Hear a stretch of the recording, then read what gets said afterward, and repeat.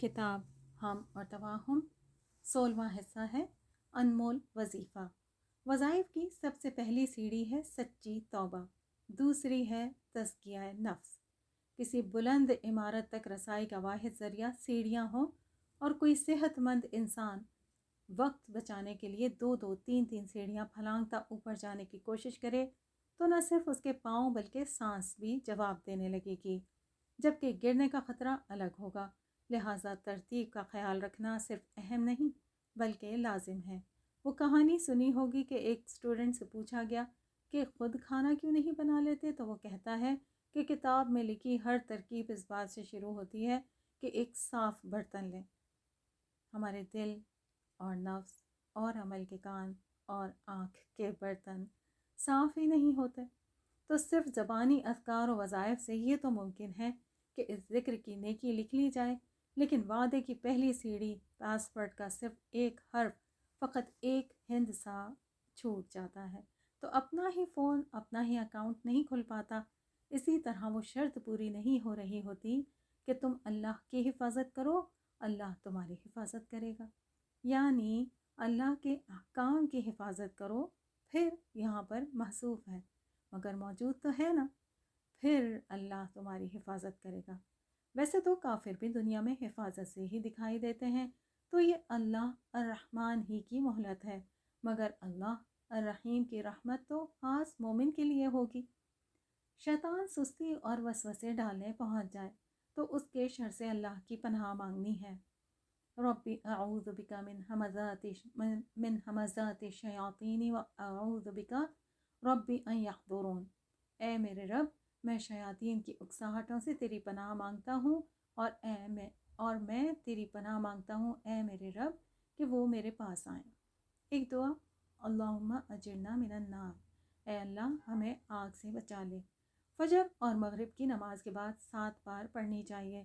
اس میں ایک تو صاف معنی ہے دوزخ سے بچنے کا، پھر ہر اس راہ سے بچنے کا جس کی وجہ سے نار جہنم کسی بدبخت کا مقدر ٹھہرے، اور ساتھ ہی ہر اس چیز سے اللہ کی پناہ میں آنا جو آگ سے بنی ہوئی ہو، جیسے جنات وغیرہ، یا تابکاری رکھنے والی ہماری ڈیوائسز، اپلائنسز جو کینسر جیسے موذی مرض کا سبب بھی بن جاتی ہیں۔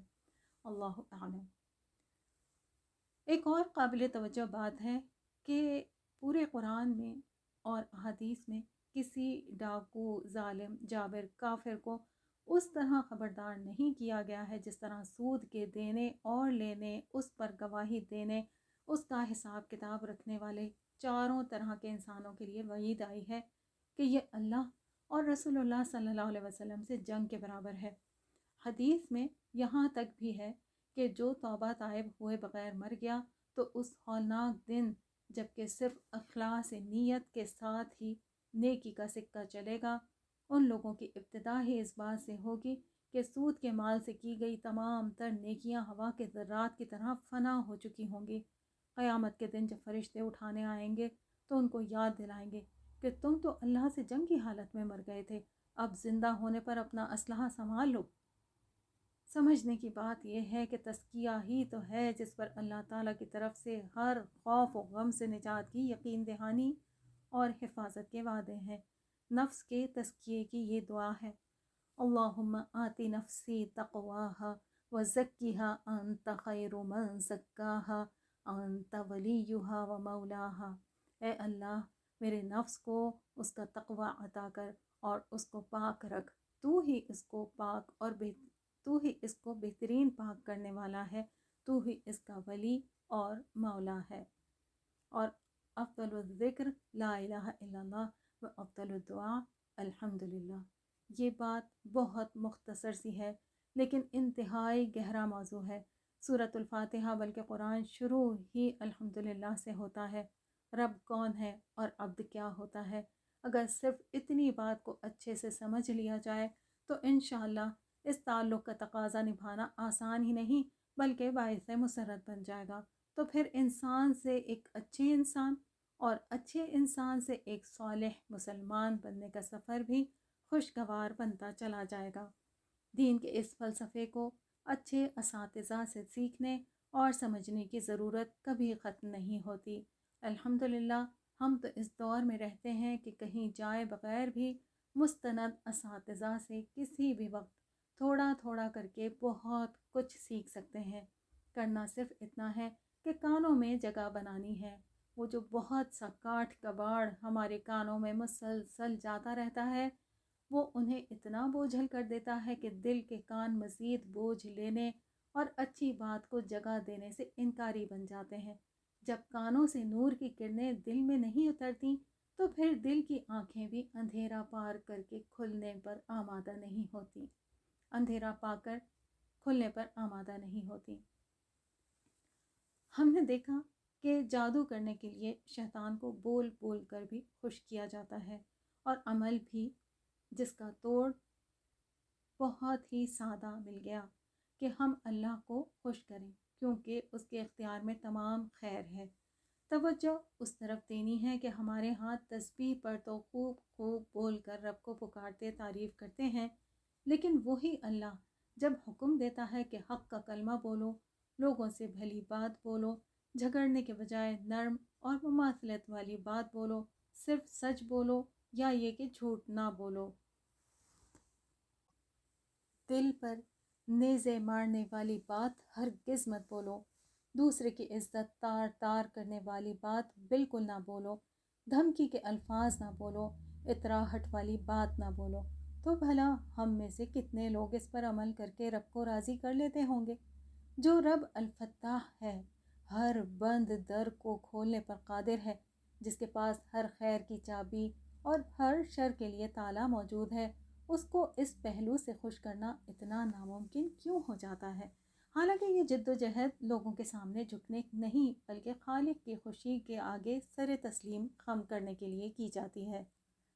خالق کی اطاعت کے بعد کرنے کے کاموں میں ہے مخلوق کی خدمت اور دین کی دعوت۔ آپ بساط بھر اللہ کے اور اس کے بندوں کے کام میں اس یقین سے لگ جائیں کہ وہ اپنی شان کے مطابق آپ کے کام میں لگ جائے گا، لیکن اس کے لیے بھی شرائط ہیں۔ پہلا یہ کہ طریقہ قرآن و سنت کے مطابق ہو، دوسرا یہ کہ نتائج یا بدلہ اس دنیا میں آپ کی سوچ کے برعکس بھی ہو سکتے ہیں۔ یہاں پہ رونا ہے حدیث کا وہ موتی جس میں نبی کریم صلی اللہ علیہ وسلم نے دوروں کے مرض میں مبتلا خاتون سے کہا تھا کہ یہ تو ممکن ہے کہ دورے کے وقت تمہاری سطر نہ کھلے، لیکن اس مرض پر صبر کر لو تو اجر میں جنت ہے۔ یعنی اس سے بڑھ کر انسان اور کس سے دعا کروا سکتا ہے؟ ایک بہت ہی اہم بات جسے ہم اکثر اہمیت نہیں دیتے وہ ہے صبر پہلی چوٹ پر۔ یہاں سے تقدیر پر راضی برضا رہنے کی توانائی الگ ہی ملتی ہے، اس پر ڈھیروں ڈھیر اجر الگ ملتا ہے۔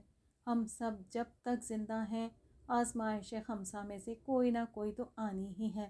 ہماری نجات اور راحت تو راضی برضا رہنے میں پنہاں ہے، اور ہم ایک وقار کے ساتھ پہلی چوٹ سے لے کر آزمائش ٹلے تک صبر سے تب ہی رہ سکتے ہیں جب ہم مستند اور باحکمت اساتذہ کرام سے مسلسل کچھ نہ کچھ سیکھنے اور عمل کرنے پر دل کو مرکوز رکھیں گے۔ دل ہی تو ہے نا جس سے سوال ہوگا کہ جب جب تم جذباتی ہو کر فؤاد میں ڈھلے تب تب تم نے صبر کیا؟ کیسا صبر تھا؟ کلچر پر مبنی صبر جمیل یا واقعی صبر جمیل؟ اب بھی وقت ہے ہم شیطان کی چالوں کو سمجھ کر اس سے مقابلے کو تیار ہو جائیں، تاکہ ہر بار یہ نہ ہوا کرے کہ ہر امتحان میں جنت ہاتھ بھر کے فاصلے پر آن موجود ہو، ایک پاؤں نفس پر دوسرا جنت میں جانے کی دیر، لیکن اکثر ہی عباد الرحمن کی مانند برائی کو اگنور کر کے سلامتی کے ساتھ گزرتے کب ہیں بھلا؟ صلحجو مومن کی طرح غصے کو چینلائز کر لینے کے بجائے بار بار منافق کی طرح پھٹ پڑتے ہیں، جس سے گزشتہ ساری محنت پر بھی پانی پھر جانے کے بعد سب کچھ -0 سے شروع کرنا پڑتا ہے۔ ہم اکثر ہی یہ کیوں بھول جاتے ہیں کہ صبر و تحمل سے سمجھ کر شیطان کے شر کو ہینڈل نہ کرنے والی کوتاہی پر شرمندگی ہم ہی کو جھیلنی پڑے گی۔ قرآن و سنت دونوں کے ذریعے کتنی ہی بار رب العزت کا پیغام ملتا ہے کہ اللہ تعالیٰ نے نرمی میں وہ خیر رکھی ہے جو کسی بھی اور شے میں نہیں، جبکہ صبر کے اجر میں دنیا بھی جنت بن سکتی ہے، جبکہ ہمیشگی کی جنت میں عزت و نعمت کے ساتھ وہ محلات اور انعامات رکھے ہیں جو کسی کے تصور سے بھی گزرے نہیں۔ یہ ڈیل کافروں کے لیے نہیں، دنیا بھی ہمیشہ کے لیے نہیں۔ اس حساب سے بڑے سے بڑا صبر بھی ذرا ہی دن کے لیے آتا ہے، مگر اس کا اجر ہمیشہ ہمیشہ کے لیے لکھ لیا جاتا ہے۔ یہ یقین دلا کر اور پھر سمجھا کر کہ تم سب کو ایک دوسرے کے لیے آزمائش بنایا گیا ہے۔ ایک سوال ہمارا رب ہم سے پوچھتا ہے، اتصبرون؟ تو کیا تم صبر کرو گے؟ ربنا افرغ علینا صبرا وتوفنا مسلمین۔ اے رب، ہم پر صبر کا فیضان کر اور ہمیں دنیا سے اٹھا تو اس حال میں کہ ہم تیرے فرما بردار ہوں۔ ربنا افرغ علینا صبرا وثبت اقدامنا وانصرنا علی القوم الکافرین۔ اے پروردگار، ہمیں صبر دے، ثابت قدمی دے اور قوم کفار پر ہماری مدد فرما۔